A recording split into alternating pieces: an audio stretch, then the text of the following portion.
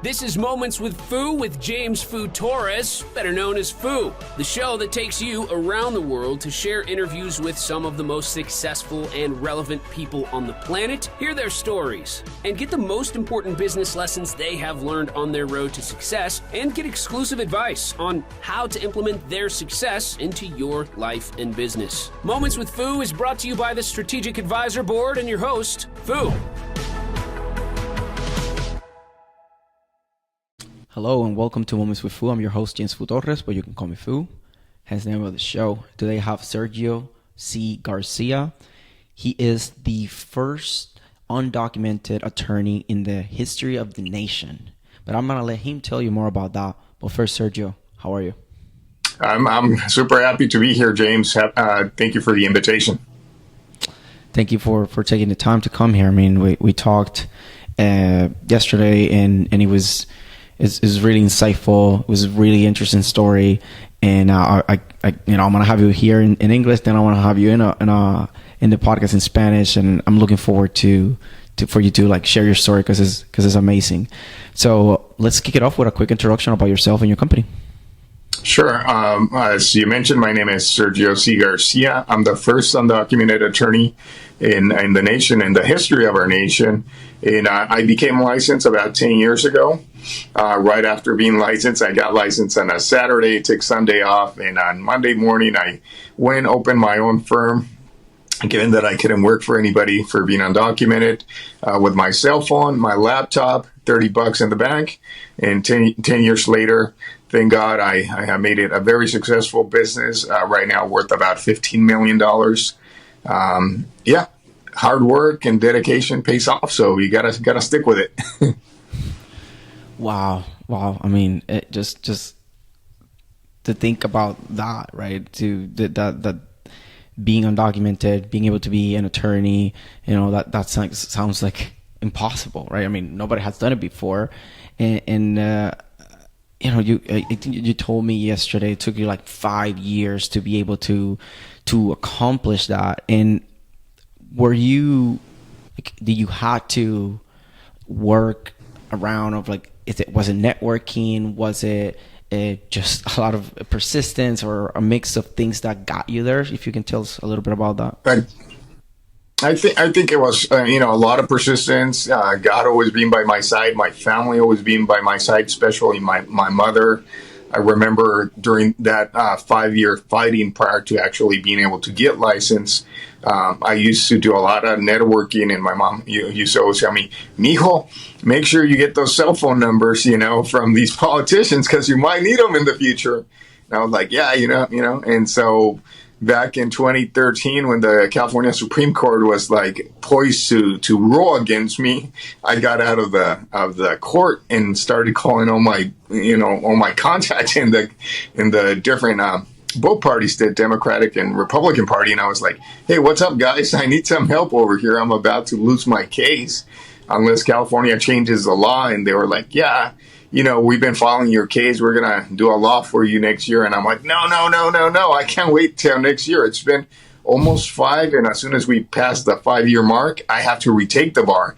I'm like, I passed it on my first attempt the first time around. I don't know if I can do it with this state of mine now. So let's get it done sooner. And thank God they got it done for me in 7 days. Oh, so like basically right before the 5 years. So you had to take the bar, Yeah. like they were able to do it. Wow. That's amazing. That talks about the power of networking. No, it's incredible. It's incredible. Right, having people in high places and building those relationships, which it's the main reason that I like doing podcasts, because it's a great way. I call it network with authority. So for example, like with you, if I were to, hey, like, let's do a coffee chat, and you're like, oh, I'm busy, but then I'm like, hey, let's have a podcast, and you're like, oh yeah, of course, like I'm adding value to you. I have an audience, I have a platform, all those things, right? That now I can build a relationship with you, right? Because I am doing things like that. So that's why I love the power of networking and building strong and genuine relationships with people. Sure, I think it's important, and it's not always like money, or like you said, sometimes it's about networking, about an audience, about whatever it is. I found it super interesting that for my law that passed in 7 days, I had overwhelming support from Republicans and Democrats, which in this country you don't see anymore. They're constantly fighting, constantly bickering. And when they passed my law, it was 93 votes in favor. 3 people were against. You're always going to have those haters. Hey, and then, people, that's not that. So, I mean, 4 people didn't show up that day. I guess they were sick or something. So it was overwhelming. It was a landslide. And I remember the day it passed, I was being interviewed by the New York Times. And I got a call. So I'm doing the interview, and the guy's like, "Oh, just take the call. Just ignore me, whatever." And I'm like, "Good morning. How you doing? Senator Nielsen." And afterwards, the interviewer was like, "What?" He's like, "Was that Jim Nielsen, the Republican from California?" I said, "Yeah." He said, "Can I ask what he wanted?" He said, "Nothing. He just wanted to check up on me, make sure I'm how I'm doing." And he was like, "Wow, that's extremely incredible that, the senator, a Republican senator of that, would bother to call you on your cell phone at 7:30 in the morning just to check up on you, make sure you're doing well, you're hanging in there." Yeah, that speaks a lot about your character, right? Because they wouldn't call you, they wouldn't care if they didn't feel like you were adding value to society, adding value to the world, right? So that says a lot. And on that note, what are some actionable tips or advice that you have for people given your experience and expertise? Well, I would say just never give up, independently of what your status is in this country at the time. Thank God I'm a U.S. citizen now, but you never give up, and just assume that whenever you get to your goal, the doors will be open. Because a lot of people used to tell me, "Sergio, you always advise us to go to school to get an education, whatever." But, once we get there, they're going to do the same thing they tried to do to you, like tell us we can't have a license because we're undocumented. Well, in California, we changed the law through SB 1159. And now, like, all undocumented professionals in California can be licensed. So you just got to be persistent and stay with it, and stick with what you know. I mean, when I finally got my license, everybody was like, "Oh, he's going to be an immigration attorney because he has immigration problems." And I'm like, "No, I know about car accidents, so I'm going to be a car accident attorney because that's what I know. That's my specialty. That's what I have skills in and expertise in. So that's what I've been doing." And we've been able to help a lot of people, and just taking care of them, focusing on their well-being, and has brought us a lot of blessings, a lot of rewards. Yeah, I can imagine, and I like that you brought that point of people think that like you were dealing with this immigration, so you have to be an immigration, but you don't have to. Right now, you don't have to do whatever people expect from you. I think that's the message in here. You can do whatever you want as long as you're persistent, you're passionate about it, and you really put a lot of effort into it. Then you can accomplish anything. You don't have to go to what is expected. I mean, because if it was that, like, you wouldn't even have made it to becoming an attorney in the first place, right? Right. Yeah. Yeah, if you just live by what others think you should be, or you should do, or you should aspire to, you'll never accomplish anything in life, You just gotta dream big, and I always say, reach for the stars. If you only make it to the moon, you'll still be on top of the world, So. Yeah. I love that. It's like, going such a good journey and inspiring, right? Because I hope that people watches this and other interviews and PR pieces of you and really get inspired by that. Because look, if you can do it as an undocumented, then even people that are documented then are like, look, if he did it undocumented, then I can even do it. I even have it easier. I have no excuse, right? So like giving people perspective and possibilities. Yeah. So listen to this, James. When I was trying to get licensed, as an attorney, I was on the news all the time. There were articles about me, whatever. And like I said, there's always haters. So one time, I tried not to react to that, but one time somebody said, "If that effing illegal could become a lawyer, so can I." So I just had to respond. I couldn't help myself. I was like, "Look, I didn't like the effing part or whatever, but I'm glad I inspire you." Right. It's like, well, that part I didn't like it, but silver lining, I'm glad that I inspire you, right? Like I love that perspective. I love that. Yeah, it's just like, and I don't think he even bothered to reply after that. He was like, "What?" Kill them with kindness, right? Yeah, yeah. Yeah, yeah, it's been an interesting journey. I mean, I've been invited to multiple platforms. I was with Fox News, and ultimately agreed with to come on board with them. And I said my only condition is it's gotta be live. I don't want anything I say edited or whatever. And they thought it was gonna be a fun day for them, and it turned out to be a very not fun day. They cut the interview fairly short because they're like, "Whoa, you know, how can an undocumented person without a social security number like be a lawyer?" I said, well, first of all, I don't know who did your research, but I had a social security number ever since I was a baby. So that was like strike one. And they're like, well, you're a criminal. And I'm like, again, I don't know who your lawyers are. How do you figure I'm a criminal? And they're like, well, you crossed the border illegally. I said, yeah, as a baby, which is, it's not a crime. It's an infraction for which you get like a $50 fine. I said, so I don't know. You might want to check the licenses of those lawyers you got checking up on me. And at the end of the day, they were like, well, I think that's all we got. And I was like, okay, well, God bless the USA. Have a good day. Wow. I'm very ignorant to these laws of immigration, to be honest. I'm from Puerto Rico, so I was like, I have a U.S. citizenship, right? So like, right. I can say I'm blessed in that respect. The fact that Puerto Rico is a colony, that's another story, right? That whole different show. A whole different show right there. But like, I haven't, experienced or been very exposed to those things. So, you already said like, so as a baby, it's like basically an infraction. As you grow older, then it becomes different. Like, can you give us a little bit about that? Because I'm ignorant to the topic. I'm pretty sure a lot of people will be ignorant to that too. So if you can give us a little bit of perspective on that, Well, I think a lot of people want to know, or think, well, that's for sure a crime, and why isn't it a crime? And the reason why it's not a crime actually is because as soon as you accuse somebody of a crime, James, then you gotta afford them all the rights under the law, right to counsel, right to a speedy trial, all these rights that would accompany anybody who just commits a crime, say like you're selling drugs or you stab somebody or whatever. You got to get a lawyer if you can't afford one. You got to get a speedy trial. You got to get all these accommodations. So what the government says, oh, wait a second, let's not make that a crime, because we don't want to give all these rights to all these people who are jumping the fence over there. So that's the reason why it's not a crime. And so most people would think, oh yeah, it's a crime. They're crossing the border illegally. But for those reasons, in my opinion, it's that they don't consider it a crime, because as soon as you label it as such, then you got to give some benefits to those folks, and so that's why it isn't.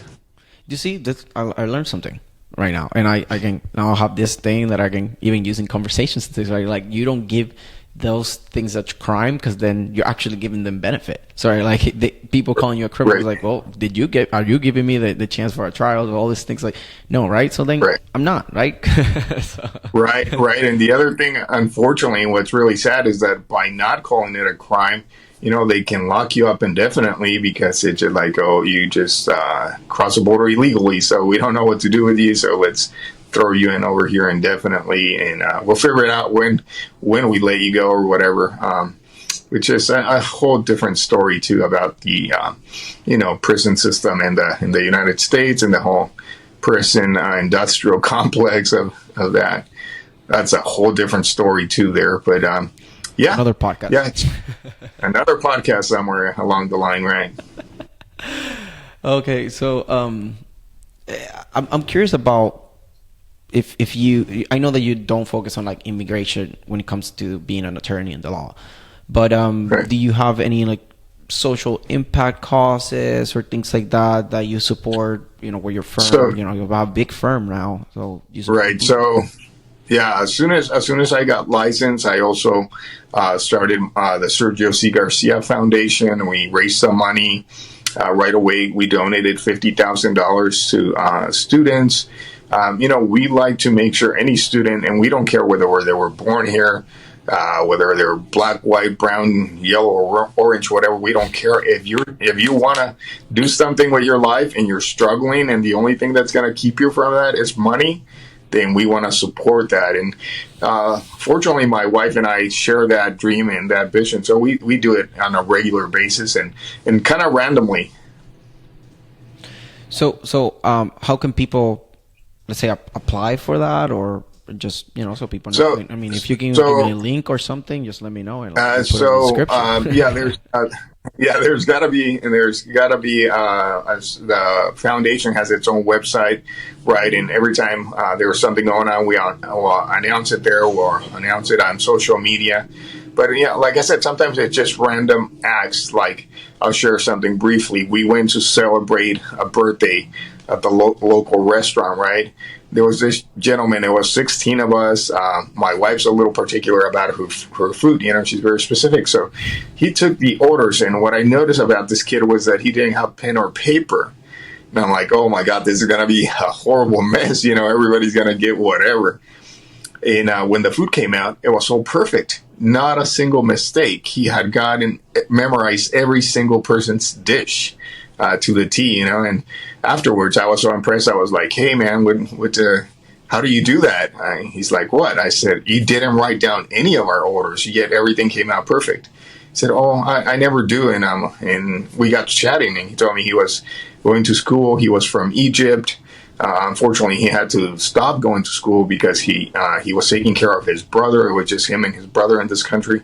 And so he was going to cut school because he couldn't afford it anymore. And this was on a Friday. We went out to dinner on Friday night. I said, listen, this is terrible. This doesn't sound right. Swing by my office on Monday. Let's chat. And it turns out he needed $2,000. That's all that was preventing him from continuing his schooling.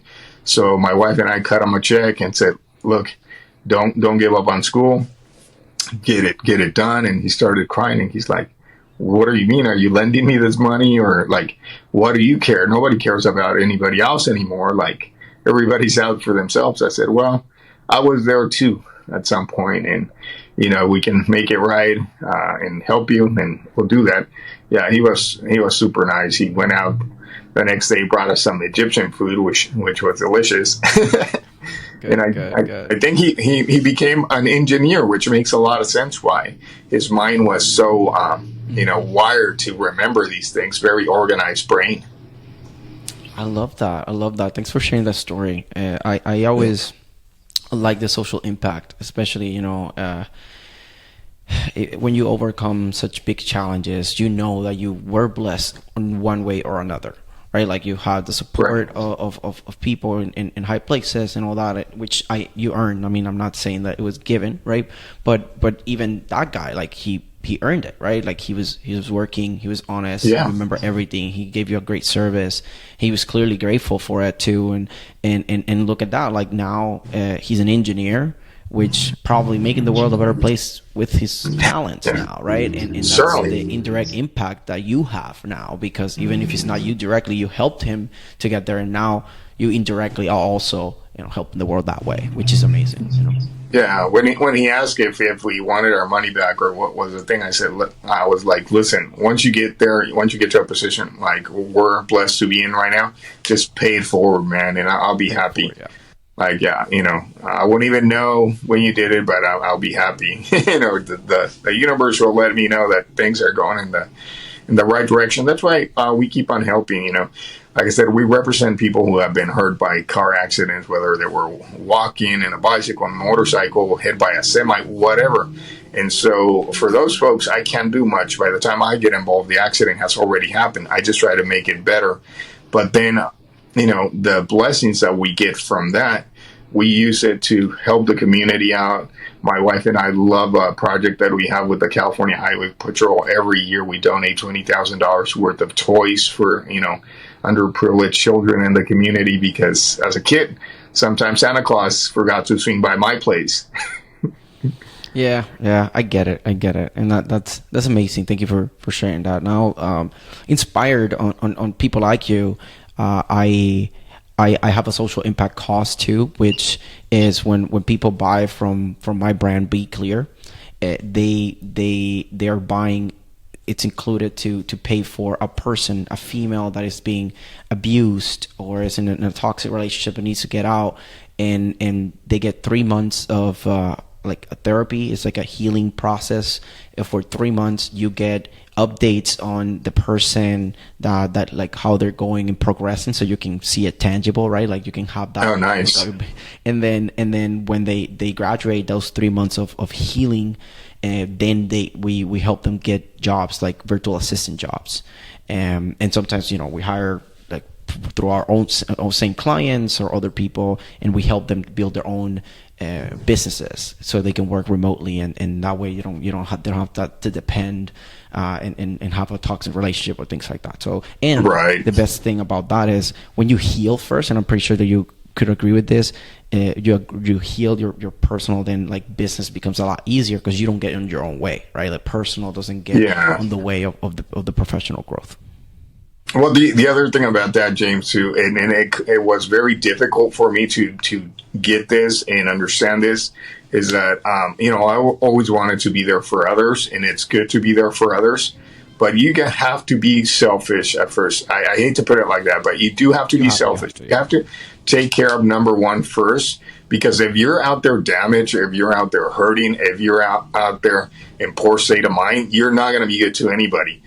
But once you get yourself in shape, once you get yourself in a position of power, in a position of being able to be there for others, I mean, the blessings are just magnified, and they're, it's just incredible how much more you can help those that you love and those around you when you take good care of yourself first, because you have to be in a strong position to be able to be there for everybody else. The best thing you can do to help others is to take care of yourself first. So now you're coming from that whole position, right? Like you feel whole, like now you have abundance that you can share, right? But if you don't take care of yourself, then you really are not able to take care of others, right? So yeah, definitely. This has been an amazing conversation, and I know there's gonna be some people that are gonna be, look, I gotta connect with him, and also they might identify with your firm. So what type of people would you like to connect with, even if it's like a networking or for as a potential client, and how can people find you? So we connect with, everybody who wants to be inspired, everybody who has huge dreams. We're looking for that person who is driven to achieve their dreams. Once they get there, they want to use it to better the community, better society, and, that want to give back. As far as connecting with me, they can connect with me on social media. Mainly, I'm old school, James, so I hang out in Facebook. I know that's old school, but that's what happens when you get older. You'll find me there. You just got to make sure you put the Sergio C. Garcia. Otherwise, there's a million Sergio Garcias, and you'll get lost. But if you put that C in the middle, you'll find me right away. We're on Instagram. We're on TikTok.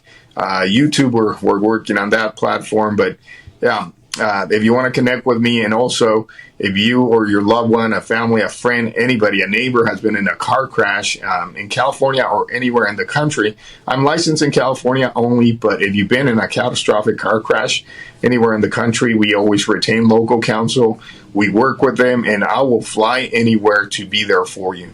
So anybody who's been injured in a car accident, that's the kind of client that we connect with. That's the kind of client we want to be there and show them that not every single lawyer is the same, that some of us really have a passion for what we do and put their interests first, and the blessings just come all by themselves. I think that's good. Thanks for making it this detailed description of I loved how you started with anybody that wants to grow and then help others, right? Kind of like what we were describing, heal yourself first. You're in that journey, and now you want to pass it forward. That's the type of people that you want in your network. That's the type of people I want in my network too. So line on that. Yeah. Yeah, I always say don't be a hater, be a network builder. Yes. Community is the best way for us to build a collective of people that are driving towards the same vision, right? And which is a world where it's humans helping humans, right? Humans helping themselves first, like what we said, right? And then from there, helping other humans based on our experiences and the knowledge that we have acquired through that. When it's amazing, once you're in that position where you're positive, you're going forward, you're doing everything right, you're firing on all eight cylinders. The people that you attract, that it's quality people. It's people who are driven, people who are inspired by you, people who you might be inspired by them also because of what they're doing. And it's interesting. We just opened our second office in Southern California to help everybody who's been in a car accident in the Los Angeles area. I flew my entire family in a private jet. We got down there and I invited some friends who are, also business people. They met my LA friends who are also business people. They started networking together, and now they got a couple projects going. And I was like, that's awesome. That's awesome that we can build these collabs and these networks with like-minded people who want to grow and then give back and then, continue to improve and kind of trailblaze and burn the path for the people coming behind that want to know that it's still doable. A lot of people do say that the American dream's dead, that they're really down on it. And I know these are tough times, so I'm fully cognizant of that. But it's still doable. It's still doable. It takes a lot of work, takes a lot of persistence, but the American dream's still alive and well here in the U.S. Yeah, anything worth doing, it will take a lot of work. That's just a given. And I love how you say being a trailblazer, because I consider myself a trailblazer. I want to create. If I'm not creating or selling or doing something strategic, like high leverage, creating a new path, right, like trailblazing, then I get bored. Like I just don't feel the same energy, the purpose. I want to be challenged. I want to grow. I want to make the world a better place in everywhere that I can. So I love that. And another thing that you say, like, when you are, I basically describe it when, like, we attract what we are. And that's what you said, these things, right? Like, are you attracting these people and getting your circle because we attract what we are. So when we work really hard on ourselves and developing ourselves personally and professionally, then we attract what we are. And then suddenly you see, like, everybody around you is, like, in the same frequency, let's say, right? And then we can do things like bigger, faster, stronger. Definitely.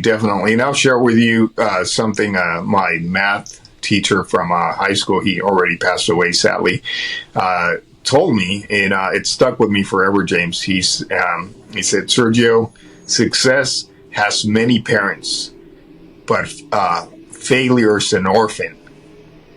And I was like, what? Well, what are you trying to tell me? He said, when you're being successful, when you have made it, when you got there, everybody's like, oh yeah, I knew that guy from back then. I helped him out as he was going. Like, everybody wants to be around that. Everybody wants to be part of that. So, but when you become a failure, say, like, you end up getting involved in drugs, you end up in problems with the cops or whatever, nobody claims you. And he's like, that's why I say success has many parents, but failure's an orphan. I'm like, it makes a lot of sense. So, but going back to what we were saying, you get yourself in a position where you're going to attract the right kind of people that are going to build a bigger, stronger network with you, and you're going to be able to magnify the kind of influence you can have to help the community at large for the greater good. I never heard that specifically, but I've seen it said different ways, or like illustrated on pictures and things. Like, once you're growing or you're going, people, like, you're alone, right? Like, nobody is there. Once you make it, everybody's there to congratulate you, right? But to support you to get to win, right? To, let's say, like, while you're not winning, you're just grinding to get there. Like, nobody's there. But then when you actually win, then everybody's like, they're like, I know him, blah, blah, blah. That's the parent thing, right? Like, everybody wants you, like you said, right? Now I can use that. So thank you for sharing those specific words that I never heard before. Sure. Yeah, it's something that's really, really stuck with me, and for better or worse, I find it to be true. It just once you're there, it happens. And it happened to me while I was trying to be licensed. I remember knocking on hundreds of doors, and everybody was like, "Oh, you seem like a nice guy, but no, we don't get involved with single person cause. It just if it affected the greater good, then we would." ultimately found a couple, super nice couple. Both attorneys got involved. God bless them. They helped me out. They took my case pro bono. Didn't never charge me anything. And once we were out on the media, every single door, James, that I knocked in the past, of course, they came out. Huh? They're like, "Oh, hey, we do want to help you out there." You know, by the time, when New York Times called, I bet, right? New York calls. Yeah, by the time I got to the Supreme Court, I had like 200 lawyers working for me pro bono. Of course, they want the PR. Like now that they see the opportunity. I mean, come on, like we know business, we know this, right? Yeah. When you lose, you look like a loose case, like like nobody. Like I don't want to get involved with that. But yeah, this has been such an amazing conversation, Sergio. Thank you for taking the time. I really enjoy this. I learned a couple of things, and I'm looking forward to keep talking with you, to do one in Spanish, see how we flow on that. I'm excited. Oh, claro, you got it. So this was Sergio C. Garcia and Fu. This is us signing off. Peace. Thanks for listening to Moments with Fu with your host, Fu. Please leave your feedback and visit strategicadvisorboard.com to get the latest and greatest business advisement on the planet. Follow us on social media for updates, and we will see you on the next episode.